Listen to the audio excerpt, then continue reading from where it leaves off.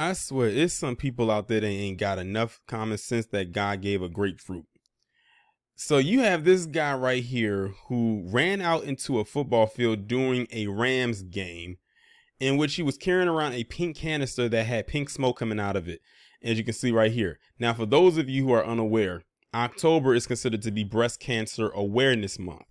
And usually what they'll have the players do is they'll have some kind of pink somewhere on them. Usually it's on their cleats to represent Breast Cancer Awareness Month because pink is the official color of that month. I have no clue if this guy doing this was in representation of that or whatever the case may be. But as you can see, he was being prepared to get tackled by what he would probably feel like two grizzly bears, which, as you can see, are two football players who definitely outsize him in strength, muscle, height, and endurance. So with that being said, I'm going to go ahead and read this article coming from KKTV and see what else they're talking about. And what this guy is trying to do, let's just put it this way. He might get laughed before he gets into the courtroom rather than out of it. A protester who ran onto the field during the San Francisco 49ers Monday night home game against the Rams has filed a police report after being subdued by Los Angeles linebacker Bobby Wagner. Now listen to this. This guy interrupted the game, but he's going to decide that he's going to sue one of the players that tackled him. What sense does that make? Why was you even on the field? So this guy's just trying to look for a payday. Santa Clara Police Department Lieutenant Quang Phan, I'm not sure if you pronounce their name like Quang, it's spelled C-U-O-N-G, Phan, P-H-A-N, confirmed to the Associated Press on Wednesday that the department has an active investigation on the incident, which meant he could provide a few other details. Wagner reacted with bemusement when asked about the protesters' complaint, which was made Tuesday. I heard about it, but it is what it is, Wagner said at the Rams training complex. It's behind me. I ain't really focused on it. I'm more concerned about the security guard that was hurt trying to chase him. We don't know what that pink smoke is. You just got to do what you got to do. He probably is like flinging it off because it's like he knows that so-called lawsuit is not, or police report is, he probably knows it's not going to go very far. Wagner flattened the protester who ran across the field and toward the Rams sideline while waving a device emitting pink smoke shortly before halftime at Levi Stadium. Teammate Tack McKinley also helped as Wagner subdued the protester, who had eluded security during the run across the field, while another protester was caught before getting very far onto the field. Wagner indicated that players and coaches have a right to be concerned in such situations. You just never know, Wagner said. People run on the field for no reason sometimes. Again, pretty sure it's going to keep happening. But you never know what that person has got in their pocket, their hands, or whatever. There's consequences for your actions. Wagner's actions have been widely applauded around the NFL, including by San Francisco coach Kyle Shanahan immediately after the game. I think that we all know where Bobby's intentions were, and I support Bobby Wagner. Rams coach Sean McVay said Wednesday, I don't think anybody else would disagree.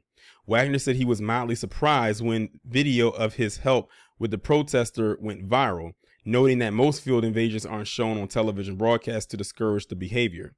Peyton and Eli Manning even provided play-by-play commentary on Wagner's hit during their ESPN broadcast of the game. I think a lot of players want to do it too, Wagner said. Well, shout out to him and even his teammate for doing what they had to do, because like he said, you never know what people are running out there on that field with. Like, who knows what was in that canister? Yeah, granted, it was some pink smoke and it appears that it is harmless, and I'm sure they probably ended up testing him probably just to see that it wasn't anything chemical based that could have messed with his organs or anything internally. And, you know, I'm sure, like I said, it's probably just one of them things that just pushes out smoke, but still at the same time, it's some weirdos out here like that go out and run into to the football field and everything like that. I think the easiest ones that are able to do this are those at basketball games, because they are very easy to get onto the court and easy to get onto the floor. Now, how this guy managed to do it, I have no clue, because they really didn't indicate from where he ran onto the field. Did he have to hop over something? Did he sneak somewhere, or whatever the case may be? And again, we don't know why he did what he did. We don't even know his name. Like, nowhere in the article that I read that was posted on October 6, 2022, which is the same day I'm recording this, they still don't know why he did what he did or who he is. They just know that he's trying to file some kind of a police report. For what reason, I have no clue. You had no right to be down there. And I think it's very dumb and entitled of him to think he's actually going to get something out of this. Like, they're probably not even going to hear his case, and rightfully so. Like, that's a waste of time.